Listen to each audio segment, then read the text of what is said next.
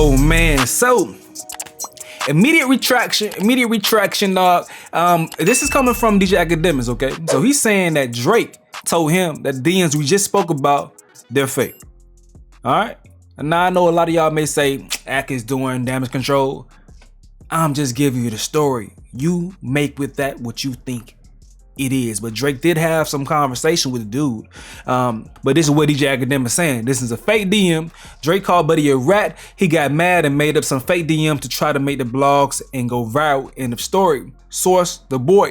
Now, once again, I told y'all that dude is going back and forth with Gervonta Davis. And before he called out Stefon Diggs' brother, saying that Stefon Diggs' brother got him jumped. They stole some things from him. Then so did Stefon Diggs. Stefon Diggs was seen wearing his stuff at an actual NFL game. There's things that stole from him. So I guess within all of that, that's where Drake goes and calls dude a rat. I don't know who this dude is, but he must be important enough for Drake to go ahead and say something to him on a personal level, because I didn't see where Drake called him a rat at, but it happened, all right? In case y'all missed the coverage of the DM, peep this real quick. It says, I don't know the details, fam. I'm just showing you outside perception. I think there's better ways to go about it, is my opinion. Me and Universal is like if Nike was funding a campaign about LeBron cheating on his wife, not Adidas or Reebok. Nike, the company he been with since he started. My situation is not no street-ish. Everybody before me that tried the label was too eccentric, so they wrote them off as crazy, and they never had to pay for their sins and mistakes. I'm going to change that and make the building a safer place for every artist moving forward. Your issue is personal and involves violence, and I just think the way you're doing it makes you look crazy. That's my opinion, and you don't need to listen to it. I just think if all you're saying is true, there's better ways to handle it other than dropping a tape. The response to Drake saying, I get your point and I feel you to a degree. Alright, so that's that right there. Once again, Drake said that was fake. Alright, so dude is doubling down and saying his DMs ain't fake. In his caption, he says, never intended for this convo to turn public, but funk it. Blogs hit up my lines to confirm the facts, so let's discuss it. I've seen them all switch on me faster than a Glock accessory. I never thought ghosts would choose a side other than mine. Idols turn rivals, he's not like us. So he posted this right here. People I would never expect. People I've had the utmost respect for do foul shit. You know? Try and if they could have their way, I'd be on the street corner with me and all these guys in this room and my family, and we'd never to be heard from again, you know, if they had their way. But like I said, I'm ready for whatever. Yeah. Alright, so let's keep scrolling. He sends Drake this, and he says, damn gang, you gonna follow me from college days playing views on repeat with the volume turned all the way down in my sleep in hopes of helping you attain another number one. 2, tatting the owl on my skin from standing outside your shows in the cold with my baby broski whose OVO deal fell through the cracks after coming to Toronto to Link 40 at Sosa Studios to arguing with Gervonta about charging $0 to put the OVO owl patch on the shorts when he fought on the Mayweather vs McGregor undercard, simply because I saw the vision. And he's just more saying like, damn, bro, I'm not reading all this stuff. He's just like, damn, Drake, why you gonna follow me? I'm not reading all that. Y'all can pause to read if you want to, okay? So, you heard the fans today, broski, wooty boop. He just keeps talking about more things as far as his connection with Gervonta Davis. So, Drake responds to him saying, you asked me to post a tape about you ratting on people, G. I just don't really come from a family or a friend group or a city where that's acceptable. I live by a code that's become law. We all just gotta deal with our own shit off of here. Not telling you to be no super gangster or tell you what to do, but it made me feel super weird. You would think I would be into supporting that type of shit. So like I told y'all, a conversation between them did happen. It seems accurate based on what Academics saying with him calling him a rat. Dude responds to Drake saying the nigga tried me on some gay shit while I was designing his collection and styling him. That's Stefon Diggs. I didn't go, and then he sent 2 niggas to off me at my crib to suppress his secret. That's not ratting, champ. I survived the hit, and he had money on my head, so I spoke up. Then, that's like me telling you that you ratted for pulling Universal's car because they played with you in front of the entire world. This shit sound real. I don't know if this fake, bro.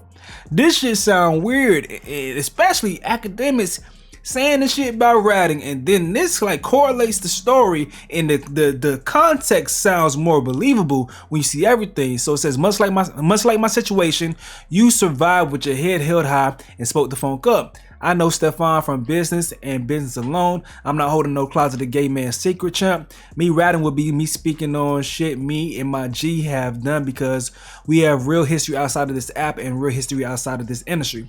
I never told him and never spoke on his name in a courtroom. Quite the contrary, took charges for the nigga and stood tall 25 hours a day, 8 days a week. I've been off federal probation since 2020. I'm not letting the closeted gay man put me back on papers because he's zesty. That's foolishness. And I never asked you to post my tape, champ. I just wanted your feedback. Damn. So then, what's this right here? He sent some stuff. I don't know what this says. It's hard to see this, but he just more stuff. More of him talking about those things, and then that's when Drake posts what we covered earlier. All right, that's when that response comes. In context of the conversation, that sounds accurate. I don't know if this the truth as far as this being fake. This seems real and too random for it to be fake, bro. It sounds too random. And let's continue. We went over that again already, so you already know what he says in right there about UMG, LeBron, woody woody woo. So he says, I get your point of view. I feel you to a degree. Crazy? I might be a little off my rocker since niggas kicked me in my head and I had to watch my shit dribble on TMZ like Messi was behind the ball. A rat? I am not. Thank you for what you're doing by cracking the pavement within the world of artistry. Yeah, Drake, you fucked up by letting academics play damage control because he said too much. He correlated the rap shit. This is perfect. It's a perfect context of conversation. You messed up again, my boy. And more things. So Drake says some more stuff. I'm not gonna read all this. You can pause this and read some more. What did Drake say in response? He says, I'll think this one out and write my response somewhere else other than IG. I'm on a plane right now. Bet champ. And then he gave Drake his number. And this is like when the situation where he, I guess, gave the stuff that he was referencing, gave the stuff from Javante to Drake.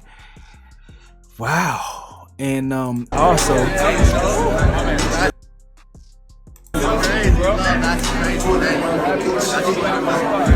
they know each other. They've actually met for sure.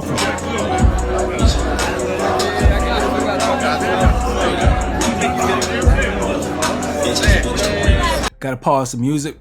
No copyright. Oh my! I don't know, Drake. I don't know this like. It's not salacious enough for it to be fake. It's not salacious enough for it to be fake. It's the more, that's the shorts and them posing in the picture.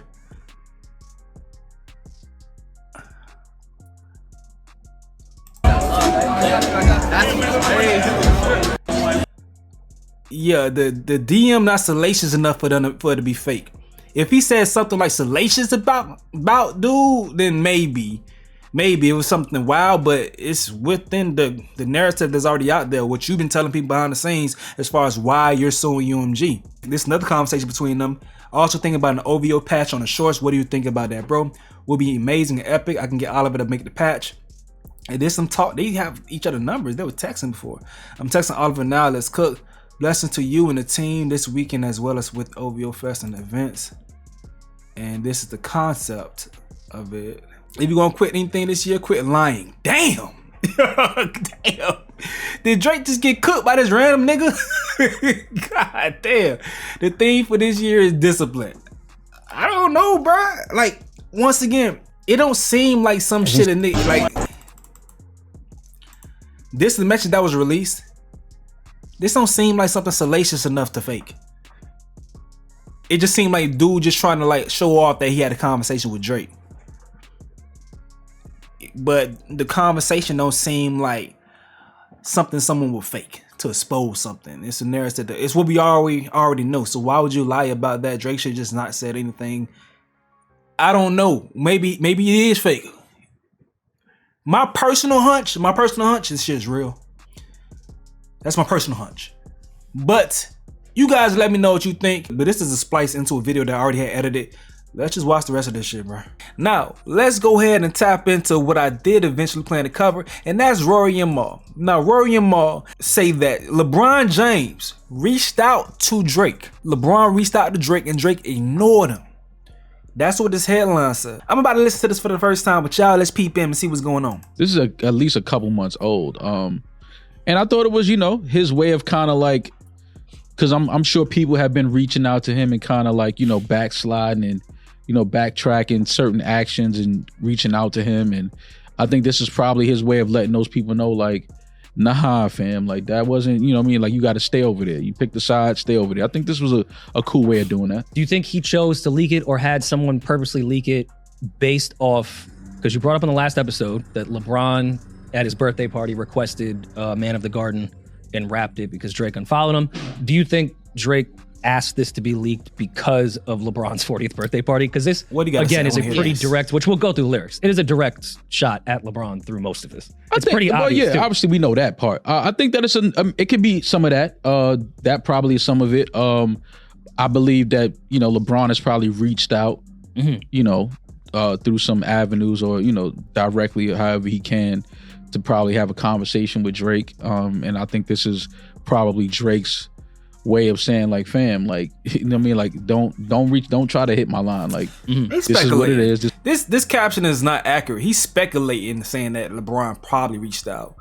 And he just speculating and just going off the cuff. I guess he's for sure saying the Fighting Irish freestyle is old. And also, yes, guys, I know you guys hate this semantics conversation, but a freestyle is a verse that is free of style. No concept, no conceptual song to it. That's a freestyle. Some other folks may have different perceptions of it, but if you hear someone say freestyle, it isn't only exclusively off the top of the dome. I researched this a long time ago when I was legit confused, wondering why people were saying freestyles for certain things, and then I seen people read in the raps. I'm like, that's not a damn freestyle. But then I researched to see what the hip hop OG says, and they said it's a verse that is free of style, no concept, just saying random bars together. That's a freestyle. All right. So to get back on topic, he's referencing the Fighting Irish freestyle, and this is a salacious ass title. It got me too because it says Maul says LeBron tried to contact Drake, but once again, it sounds like he's speculating. This is where I'm at. Like, y'all knew what it was when, we was at the at Mike Rubin's party, and you know what I'm saying? Like, y'all knew the energy was different. I didn't speak to nobody. You know what I mean? Like, so I think this is his way of kind of like just standing down on that, like, yo, listen, this is what it is. Like, it ain't no beef, but y'all can't, we never gonna be as chummy and as cool as we were. Like, you pick that side, stay over there. I'm indifferent with it because I did see, even like people that I do think are actually objective and just music fans analyzing this, I did see people view this as Drake pretty much calling himself a victim in a rap battle that he very much engaged in and continued for a week straight to have Kendrick Lamar reply again, and now is playing victim. I get that point of view, but I don't really think. You think this is playing victim? I think he can't win for losing when it comes to rapping about the situation that happened in the last 6 months. Even though I was someone that's been on record saying I can't wait to hear what Drake and Cole have to say in reflecting on everything that happened. So I'm here for all this. I like the record. Anytime there's some conductor shit and Drake is rapping like a fucking lonely mafioso, I'm here for it every time. I think it's great. Even though I don't think this is his best rapping, I did like the way he addressed it. And if I had friends of 15, 20 years and somebody called me a pedophile and you bought a ticket to go watch it, I'm feeling away. So I don't think Drake is playing victim in per se of that battle. I think he is rightfully so upset at some of his friends that, like, oh, you really went to that show? Like, I thought we was like close like that. So I understand that, and I think that's why he can't win for losing. Because people, I think even DJ had posted something about him playing victim off when he was the aggressor. I get that, but this is separate. This is his friends that he's mad at.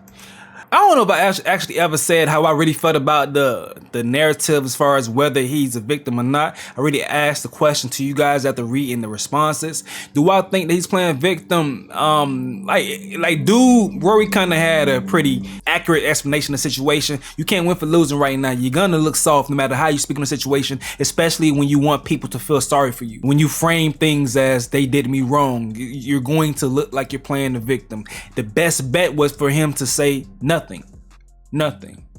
Your fan base is already doing their jobs out there and talking shit about LeBron. You don't have to do too much because it can only make you look like a sore loser, because every single thing that you're doing, it seems as if it's a response to losing. So when people out there want to go ahead and change the narrative that are your fans and try to act like, oh, you possibly won the beef, obviously you don't feel that way because every single position that you place yourself in when you speak out loud seems like you're sulking and you want people to feel sorry for everyone being against you and putting you in position to lose. That's what it sounds like, man. I don't want to hear any more of this because I thought Maul has actually had something to say. I ain't even gonna do y'all like that and put that inside of the damn title. If you guys watch this long, you'll hear that part. But I'm not gonna advertise this and throw any false sense of a story like LeBron actually reached out to Drake. I just think this dude did a good job as far as clickbaiting on Twitter, but. Yeah, that doesn't sound like that happened at all. But hey, man, y'all let me know what you got to say in the comment section below. I'm going to go ahead and get up out of here, though. This is another update with Stace. Yo.